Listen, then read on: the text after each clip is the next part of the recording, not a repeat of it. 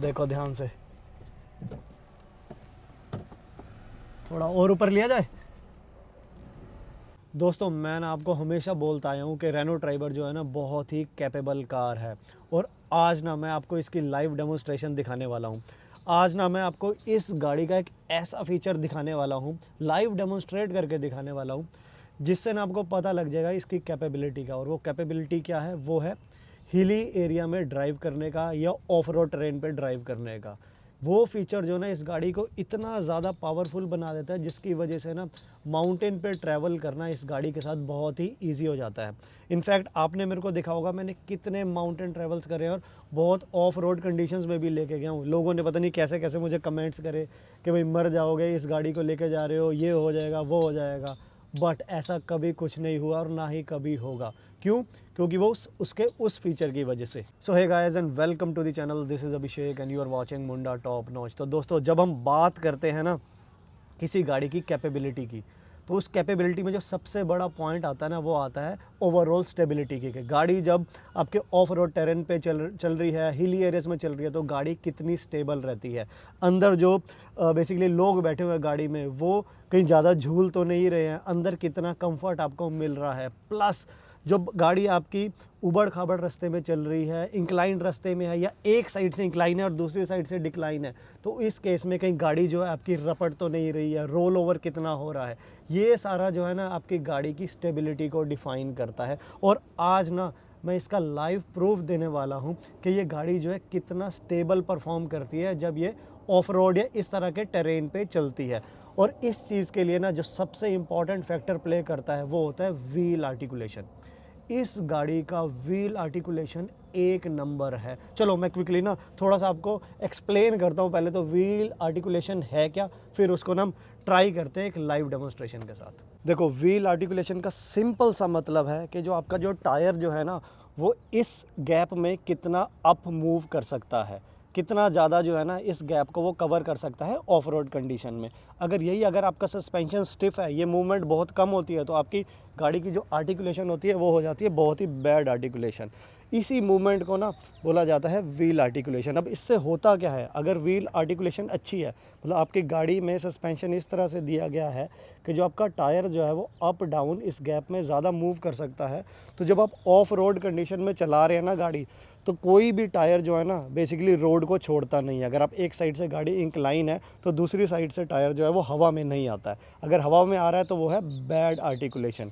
और सिमिलरली जब एक टायर जो आपका गड्ढे में चला जाता है, तो दूसरी साइड से जो है टायर जो है वो ज़मीन नहीं छोड़ता है। बेसिकली पूरी पकड़ बना के रखनी है। कोई भी गाड़ी अगर अच्छी आर्टिकुलेशन रखती है तो वो अपनी पकड़ मेंटेन करेगी। और जितनी भी एसयूवीज़ आती है उसमें हमेशा व्हील आर्टिकुलेशन बहुत अच्छी दी जाती है। और सरप्राइजिंगली इस ट्राइबर की व्हील आर्टिकुलेशन और सस्पेंशन दोनों ही बहुत बढ़िया है। मैंने इनफैक्ट आपको अब लाइव डेमोन्स्ट्रेशन करके दिखाता हूँ। तो हम करते क्या है, देखो थोड़ा सा ना यहाँ पर इस तरह से टेरेन है, यहाँ पर खंबे वंबे से रखे हुए हैं।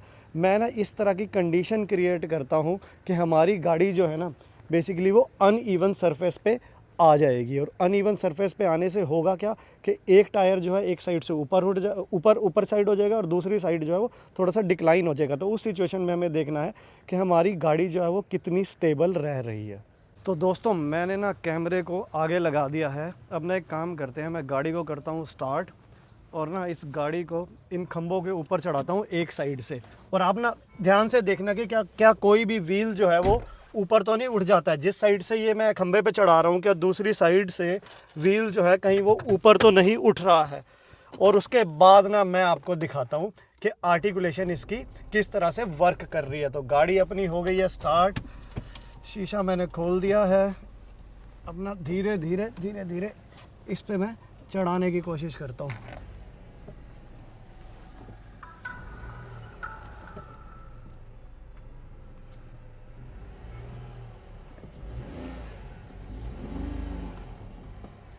देखो ध्यान से, थोड़ा और ऊपर लिया जाए। तो अब देखो असली कमाल। तो देखो ये अपनी गाड़ी हो चुकी है सेट। इधर से ना पूरे का पूरा जो व्हील जो है इन खंभों पे ऊपर चढ़ा हुआ है। ऑलमोस्ट 1 फीट या 1.5 फीट के आसपास जो है ना इस साइड से गाड़ी को ऊपर मैंने उठा दिया है। और मज़े की बात देखो, कोई भी व्हील ने जो है बेसिकली रोड को छोड़ा नहीं है। असली आर्टिकुलेशन अब मैं आपको दिखाने वाला हूँ, बट सबसे पहले मैं आपको चेक करा रहा हूँ क्या किसी व्हील ने रोड को छोड़ा है या नहीं छोड़ा। तो देखो चारों तरफ से पकड़ बनी हुई है। अब देखो कमाल, यहाँ क्या हुआ है, यहाँ का गैप देख रहे हो कितना ही कम हो गया है। एक यही देखो, ये जो हमारा जो सस्पेंशन है, जो टायर जो है ये ऊपर की तरफ मूव कर गया क्योंकि यहाँ से ये ऊंचाई पे चढ़ा है, तो इसने ये गैप को एकदम कम कर दिया, यहाँ से ऊपर उठ गया सस्पेंशन जो है। और वहीं रियर का आप देखोगे तो ये देखो ये गैप कितना बढ़ गया है। अगर यही इसकी आर्टिकुलेशन बैड होती तो ये जो टायर जो है ना ये हवा में आ जाता, ये गैप उतना ही रहता है। बट अच्छी आर्टिकुलेशन होने की वजह से सस्पेंशन जो हुआ एक्सपेंड, तो ये गैप बहुत ज़्यादा बढ़ गया, इस टायर ने पकड़ छोड़ी ही नहीं।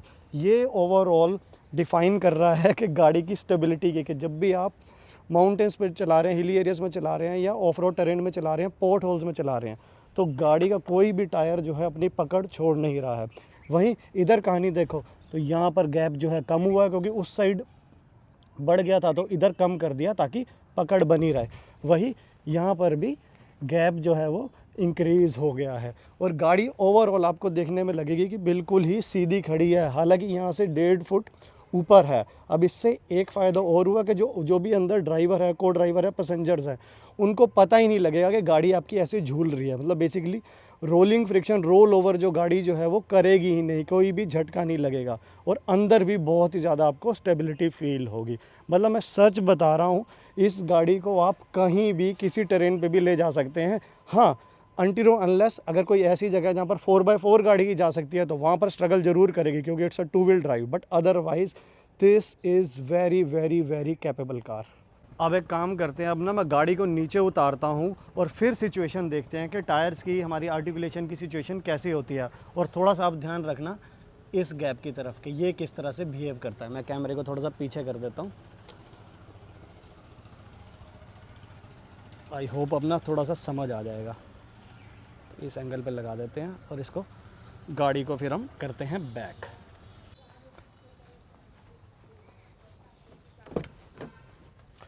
भाई साहब अच्छी उठ गई है गाड़ी ऊपर चढ़ने में भी।